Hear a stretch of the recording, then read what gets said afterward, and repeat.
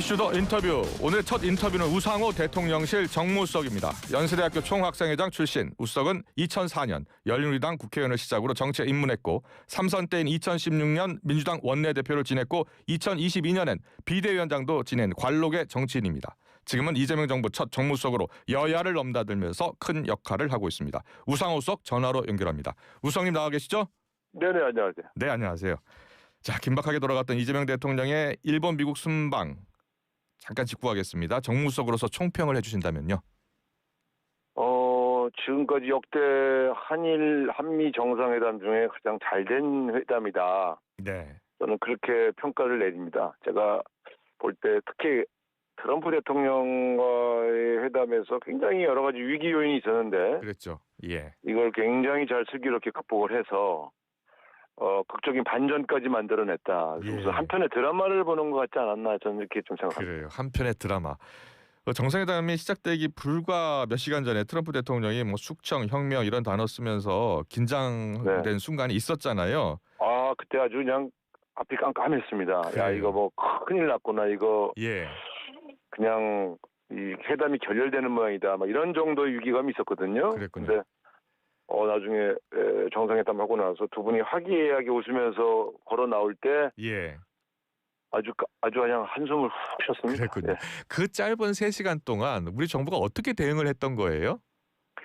일단 그 숙청이니 혁명이니 하는 그런 이 문제 그런 인식을 하게 된 그런 정보가 얼마나 가짜 정보인가를 우리 강훈식 실장이 예. 수지 그 실장에게 아주 자세히 설명을 해서 예.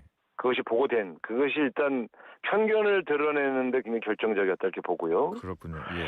그리고 이제 그동안 장관들끼리 회담했던 내용을 토대로 대통령이 상당히 설득력 있게 트럼프하고 대화를 했는데 가장 중요한 건 역시 신뢰를 단시간 내에 회복한 것.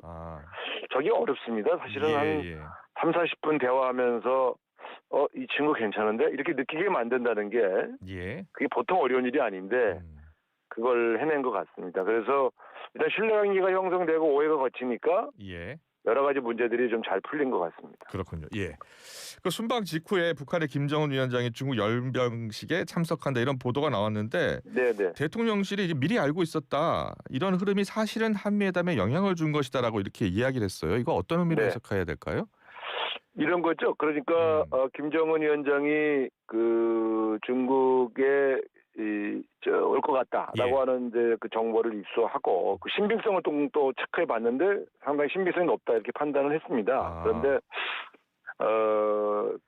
그것은 뭐냐면 우리가 한미일 동맹을 일단 강화하고 먼저 그 후에 이제 중국에 또 여러 가지 또 관계를 회복하기 위해서 가지 않겠습니까? 그렇죠. 그런 것처럼 북한이 다자외교 무대에 나온다고 하는 것은 북중러 동맹을 튼튼하게 해놓고 그 다음에 뭐 남북 관계나 혹은 미국과의 대화도 여러 가지 고민을 하겠구나라고 예측을 한 것이죠. 그래서 그렇다면 미국의 주도적인 역할을 보장하면서 일단 북미 대화가 잘 풀려야 남북 대화도 풀릴 수 있다 이런 판단을 한 겁니다. 그런 측면에서 피스메이커가 돼달라고 하는 요청을 함으로써 트럼프 대통령의 자존심도 살려주고 또 우리는 우리대로 좀 실리를 얻으려고 하는 그런 포석의 제안이었습니다. 그것이 주요했다고 보는 것이죠. 예. 이 10월 경주 에이펙 정상회의가 그래서 더 기대가 되는데요. 일단 트럼프 대통령, 시진핑 주석도 참석할 가능성이 높은 상황이고요. 그 트럼프 대통령이 김정은 위원장을 판문점에서 만날 가능성 이야기도 나오는데 어떻게 보세요? 저는 그런 거는 이제 상상 속에서나 가능하고. 그래요. 예. 왜냐하면 일단 남북 관계가 좀 안 풀려 있는데. 갑자기 트럼프 대통령을 판문점에서 만나자라고 북한이 제안할 리가 없고요. 제가 볼 때는 북미 관계를 풀어나갈 것을 요청한 것은 그 과정에서 남북 관계도 같이 풀려고 하는 포석이기 때문에 남북 관계가 풀리지 않고 북미 관계만 풀렸다고 해서 대한민국 땅인 판문점이나 경주에 김정은 위원장이 올 가능성은 없습니다. 그래요. 그런 측면에서는 남북 관계도 같이 풀렸을 때만 가능한 시나리오고요. 현재로서는 아직 쪽에 요구한 한미연합 군사훈련이 중단되거나 연기되지 않았기 때문에 남북 대화의 모멘텀은 아직 만들지 못하고 있다. 아무래도 한미 군사훈련이 좀 연기되고 무기 연기되거나 중단되어야만 북한이 남한과의 대화에 응할 것이다. 저는 이렇게 보고 있어요. 그렇군요. 예. 지금 중국과 러시아, 북한이 이 전승적 80주년 열병식에 나란히 참석을 하잖아요. 네. 예. 중국, 러시아, 북한의 이 어떻게 보면 반서방 연대라고 볼 수 있는데 이 반서방 연대가 남북 관계라든지 북미 관계 진전에 얼마나 어떤 영향을 미칠 것 같습니까? 그것은 좀 지켜봐야 될 것 같습니다. 예. 그러니까 이 북중러의 연합과 연맹이라는 것도 예. 어느 정도 수준이 될지 이번에 단순히 열병식에서 그냥 사진 한 장 찍고 가는 거 정도면 뭐 크게 위협적이지 않을 텐데요. 예. 만약에 삼국이 군사동맹으로까지 확장된다면 대한민국은 상당히 위협적이죠. 그런데 일반적인 친교를 나누고 삼각 군사동맹까지 가지 않는다면 저는 뭐 충분히 여러 가지 측면에서 위협이 되지는 않는다 이렇게 보고 있습니다. 예. 사실 시진핑 주석이 이재명 대통령을 초청한 거잖아요. 네네. 예, 우원식 국회의장이 가게 됐는데. 그러니까 중국의 목적은 북중로 동맹을 만들어서 미국과 대한민국이 대항하겠다 이런 뜻은 아니라고 봐요. 왜냐하면 이재명 대통령을 초대했으니까. 그래서 어쨌든 이쪽하고도 친하게 지내고 저쪽하고도 친하게 지냈다고 하는 포석이 아닌가. 저는 그렇게 보고 있고요. 어쨌든 분명한 건 김정일 위원장이 다자 외교 무대에 나온다는 건 대한민국 입장에서는 긍정적인 것입니다. 아, 긍정적이다. 혹시 우원식 국회의장을 통해서 이재명 대통령이 메시지를 전할 수도 있을까요? 어떻게 보세요? 지금 김정은 위원장을 만날 수 있는 가능성이 확실하게 보장되어 있지 않은 상황에서 대통령이 친서를 보낸다거나 뭐 전원을 주문한다거나 하기는 좀 쉽지는 않죠. 다만 만약에 접촉할 기회가 있다면 뭐 우원식 의장이 알아서 또 이러저러한 남북관계 회복에 대한 권유를 할 수 있겠지만 지금으로서는 그 문제에 대해서 최종적으로 우원식 의장 쪽하고 조율된 건 없습니다. 아, 그래요? 예. 네. 남북관계 진전에 큰 도움이 됐으면 좋겠는데요. 일단. 네, 그렇습니다. 예. 이재명 대통령의 순방 직후 여론조사를 보니까요. 지금 갤럽 조사가 나왔는데 대통령의 국정 지지율이 전주보다 3% 정도 상승을 했습니다. 반등했어요. 네네. 어떻게 보고 계세요? 아니 아무래도 이제 국가를 열심히 일해주면 국민들이 잘한다고 해주시죠. 그래서 지금 뭐 지지율 때문에 움직이는 건 아니니까요. 실제로 좀 대한민국의 국익을 위해서 열심히 한일 한미 외교 현장에 뛰었고 이제 9월 초부터는 이제 민생 회복, 경제 성장을 위해서 9월 한 달을 완전히 불태울 생각인데요. 지난번 그런 취지로 또 강릉 가뭄 현장도 갔다 오셨거든요. 사실 여독이 안 풀린 상태에서도 민생 현장부터 챙기시는 모습에 조금 힘드실 텐데 하는 생각이 들었는데 지금 뭐 이것저것 가릴 때가 아니니까요.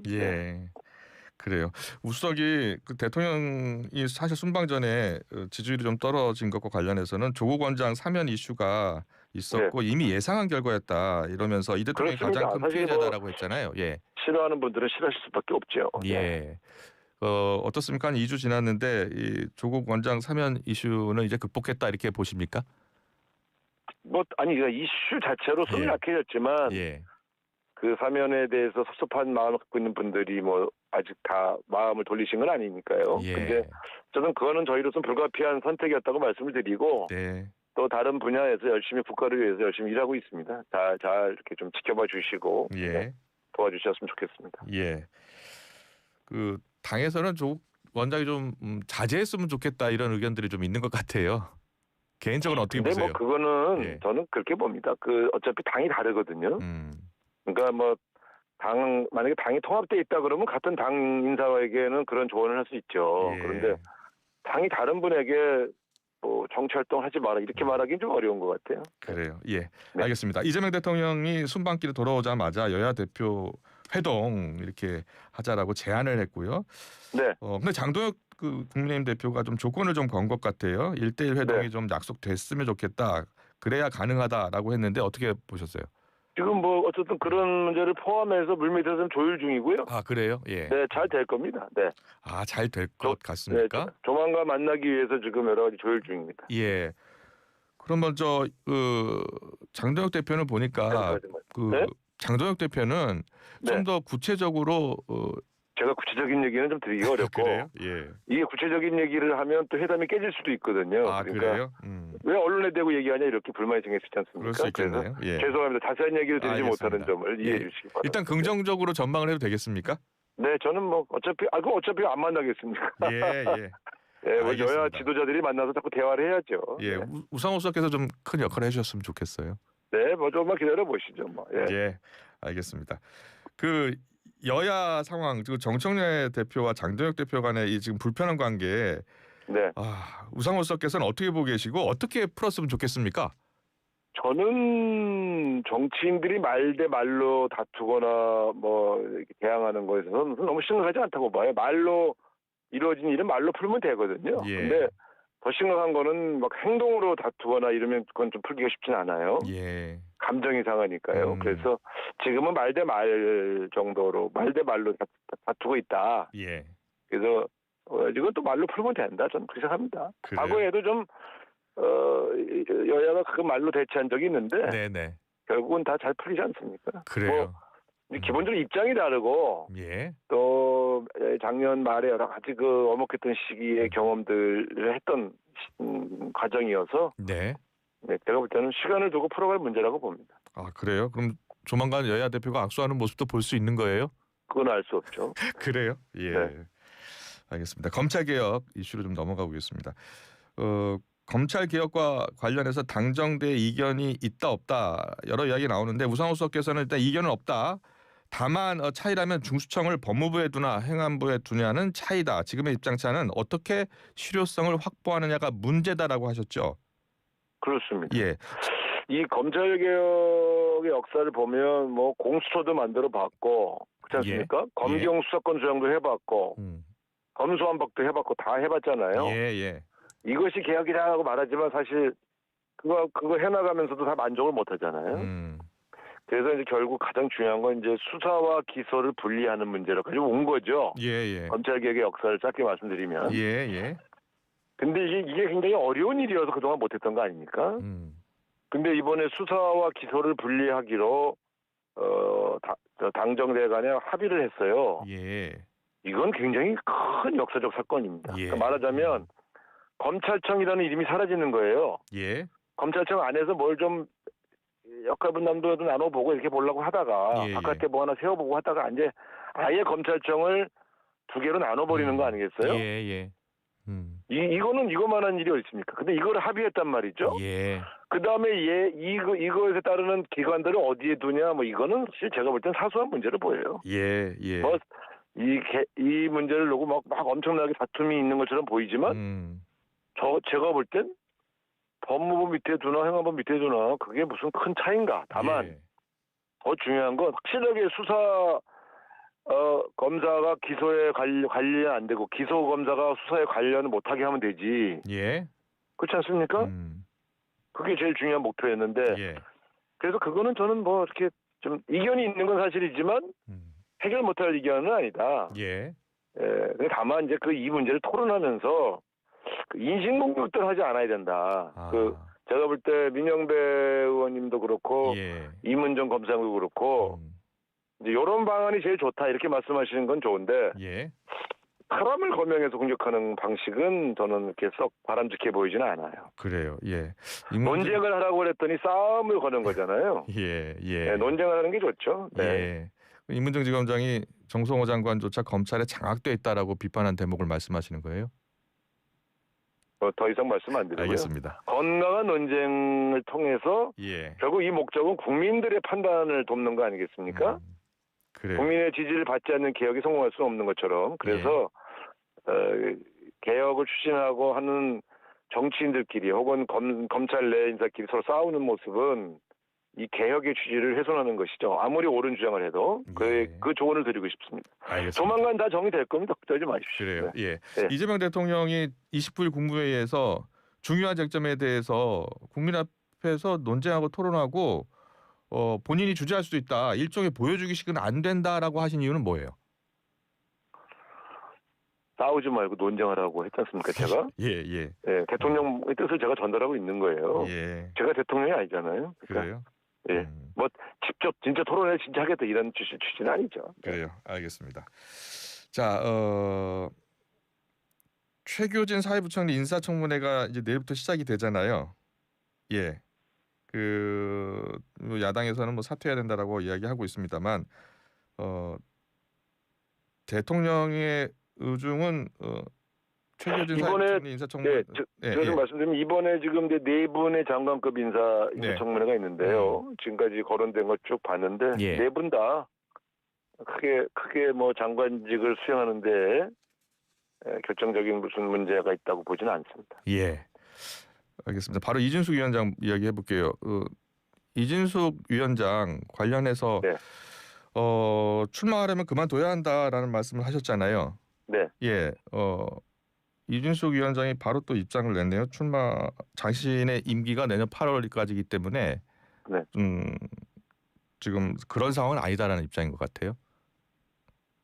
그거는 상황 얘기고 제가 말씀드린 건 출마를 하실 거냐 안 하실 거냐 물은 거잖아요. 근데 출마하실 거면 그 직책을 그만두라. 이제 이 얘기를 하게 된 배경이 잘 아시겠습니다만 최근에 전한길 씨가 장동혁 대표를 자기가 만들었다고 막 이렇게 좀 의시되고 다니면서 대구시장에 이진숙 씨를 공천해야 한다 이렇게 얘기했지 않습니까? 이 순간 이건 정치 문제가 된 겁니다. 이진숙 위원장 본인이 이걸 거부하고 전한길 씨를 공격하지 않는 한 어쨌든 정치적인 대구시장 후보가 된 거 아닙니까? 전한길 씨에 의해서 그러니까. 그런데 이 문제를 그러면 어떻게 할 거냐는 고민을 안 할 수 있나요? 더군다나 지금 방통위가 이진숙 위원장 1인 체제가 된 상태에서 아무것도 결정하지 못한 식물위원회가 돼 있지 않습니까? 저는 여러 측면에서 이거 해결해야지. 이걸 지금 이분 한 분 때문에 특히 대구시장 나간다고 하고 전한길 씨가 공천을 주겠다고 하면 본인은 안 나간다고 펄쩍 뛰면서 정치 안 한다고 한 것도 아니니 이건 어떤 형태로 정리를 좀 해야 되는 거 아닌가. 저는 그런 생각을 하게 된 것이고요. 제 얘기가 좀 설득력 있지 않습니까? 전한길 씨 문제에 대해서 반격을 안 하지 않습니까? 알겠습니다. 그 대통령실 관련해서 어제 브리핑 보니까 이규현 홍보소통수석이 직권면직 관련한 이야기는 아직 결정난 건 없다. 수사 상황 보고 결정할 내용이다라고 하더라고요. 그렇습니다. 그건 맞는데 저는 제 의견을 말씀드린 거예요. 저도 정치 오래 했고 정권 교체지마다 어떤 이런 임기제 공무원들의 임기 문제로 시끄러웠던 걸 다 기억하고 있는데 이분이 제일 시끄럽잖아요. 그래요. 1인 체제에다가 방통위는 무력화됐고 그다음에 정치적 발언을 계속하고 또 전한길 씨가 공천 주겠다고 하고 정말 여러 가지 상황에서 방송통신위원회는 정치적으로 오염되면 안 되는 조직인데 여러모로 저는 부적절하다고 보여집니다. 그래서 전 개인적인 의견을 말씀드린 거고요. 이 문제에 대해서 대통령과 상의한 적은 없습니다. 알겠습니다. 자, 정기국회 오늘 개원식이잖아요. 우원식 국회의장이 좀 한복 같이 입자라고 했는데 국민의힘은 상복을 입겠다라는 것 같아요. 지금 어떻게 보고 계세요? 이게 한복을 입자는 거는 그래도 어떤 대한민국 문화를 널리 알리자는 취지니까 좋은데 거기다 상복으로 맞대응하는 건 조금 좀 지나쳤다는 생각이 들고요. 왜냐하면 그거는 정치적 의미가 아니었잖아요. 한복은. 어쨌든 한복을 입자는 취지는 좋은데 제가 아는 의원들에게 물어봤더니 한복 없는 의원들이 한복 장만하라고 난리가 났더라고요. 진짜요? 한복이 없는 남자 의원들이 꽤 있었어요. 그래서 빌리고 난리가 났는데 어쨌든 저는 그렇게라도 우리 옷을 우리 문화를 잘 지키자는 취지는 좋다고 생각합니다. 그래요. 알겠습니다. 마지막 질문 드릴게요. 자, 우상호 수석이 참 열심히 많이 뛰고 계신데 최근 우상호 수석이 고민이 있어요? 최대 고민이 뭐예요? 이제 9월부터 민생 회복, 경제 성장 이런 쪽으로 우리 이제 이재명 정부 특히 대통령실이 움직이기로 했는데 경제 성장의 모멘텀을 도대체 어디서 만들어낼 수 있을까 하는 그런 고민 이런 게 좀 솔직한 말로 우상호에게 어울리지 않는 고민 요즘 하고 있습니다. 그래요. 다 같은 고민입니다. 우리 민생 회복을 위해서 여야가 또 우리 정부가 열심히 뛰어주셨으면 좋겠습니다. 오늘 말씀 정말 감사합니다. 잘 들었습니다. 네, 감사합니다. 우상호 정무수석과 함께했습니다.